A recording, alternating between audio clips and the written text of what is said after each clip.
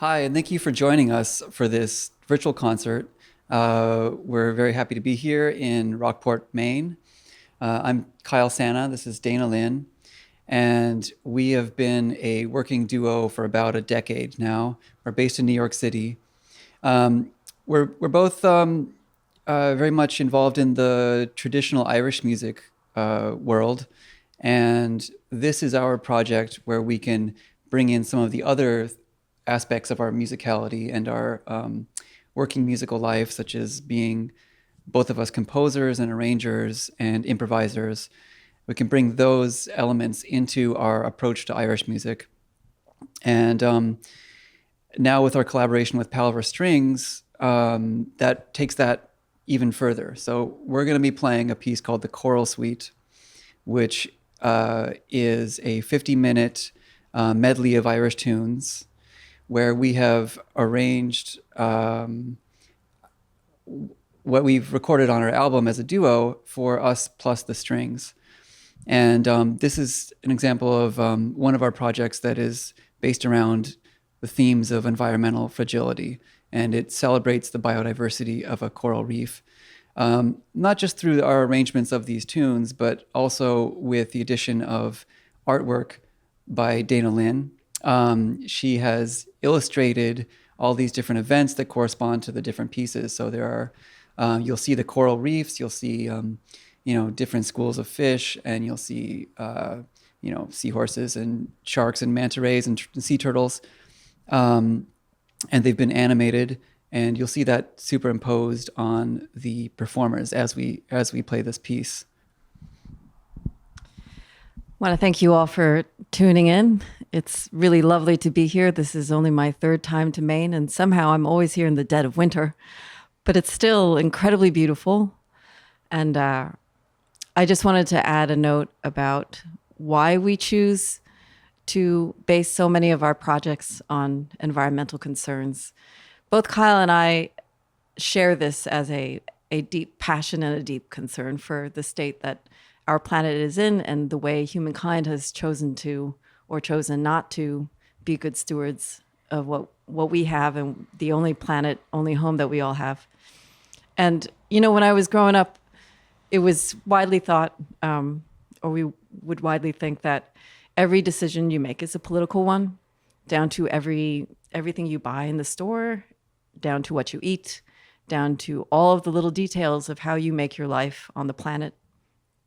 And now I feel like we should amend this and say that every decision that we make in our day-to-day are environmental decisions as well, because it's not just that climate change is going to affect us, it's that we are affecting it, and we are the reason why it's happening. So I feel that we should not ignore all of the bad news that we're reading about, and we shouldn't ignore the scientists who have been talking about this for decades, for 60, 70 years. So as artists, we do have these platforms to communicate what we desire to communicate, whether it be our concern or whether we would like to illuminate things of beauty out in the natural world that we might not think about in our daily lives, or whether we might just be celebrating what we've already lost. So we wanted to take this opportunity to portray something that's like the biodiversity of a coral reef, which is so beautiful and so intricate and has taken decades upon decades, centuries actually to create and to depict that we might actually lose this. And people might not think about this at all because most of us don't live anywhere close to a coral reef. Yet it does sustain human populations as well, and like truly one of the most biodiverse systems in the world. So thank you so much for being a listening audience. We really hope the next time we do this, we can see your beautiful faces. And thank you so much for Palaver Strings for making this happen and for working with us this entire week. Thanks.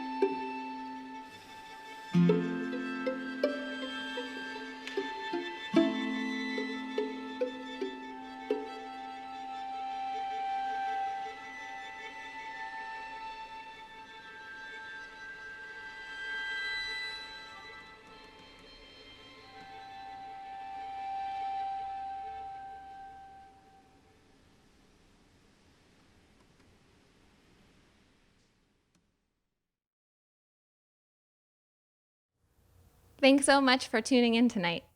I grew up in Maine and spent much of my childhood on the ocean. My dad runs an oyster company, and my hometown of Waldoboro has the highest number of clam landings of any Maine town.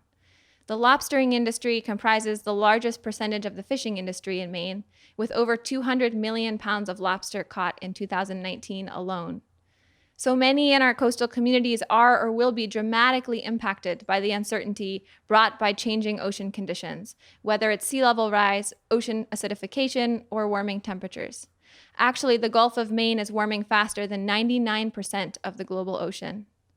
So as a musician, I spend a great deal of time thinking about my responsibility as an artist to respond to the urgency of climate change. The arts are a powerful medium to create spaces for reflection, for communication, and for reimagining. And we all have a role to play to start conversations that inspire action, even if it begins at the household or local level. We're so excited and thrilled to be able to collaborate with Kyle and Dana to share this multimedia performance that we hope inspires appreciation for the incredible biodiversity that defines healthy ecosystems, from coral reefs to timber stands to your favorite swimming hole.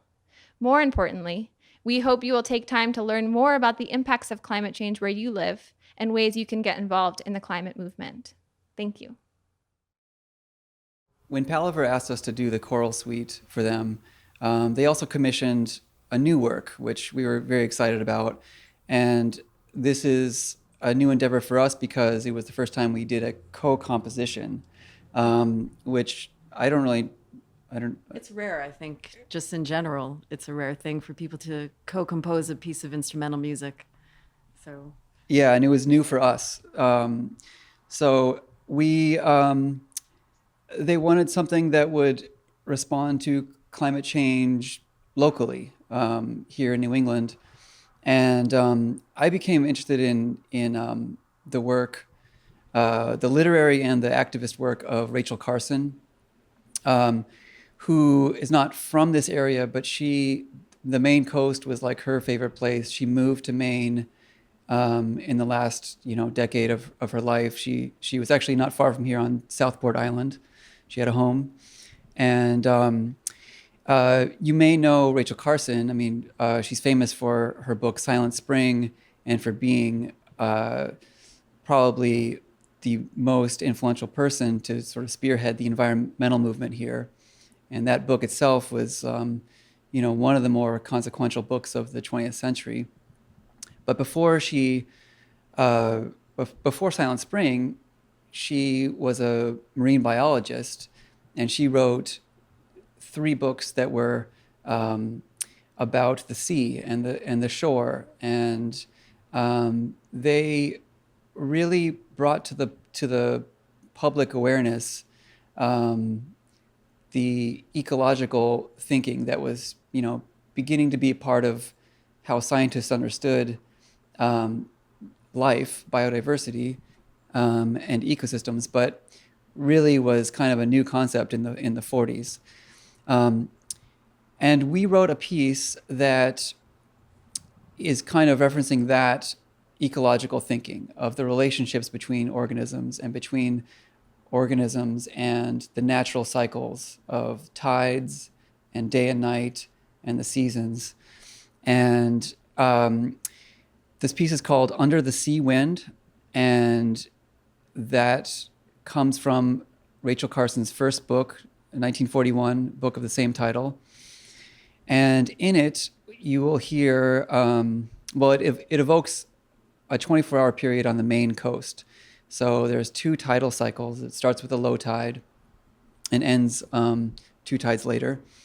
And you're going to hear all of the instrumentalists in Palaver are each on an individual part, and they become, the low strings become the tides coming in and out, and then other voices might be seagulls or seaweed or crabs or migrating eels, and then at the end we hear some migrating birds to kind of show the larger cycles of the seasons. Anything you want to add, Dana? I think you covered it. I think you covered it. Yeah. Yeah. So anyway, just enjoy this day on the Maine coast, and listen for the different cycles happening and all the different little events. And we're very grateful to Palaver for putting the time into learning this new work, and I hope we get to do it again. Here's Under the Seawind.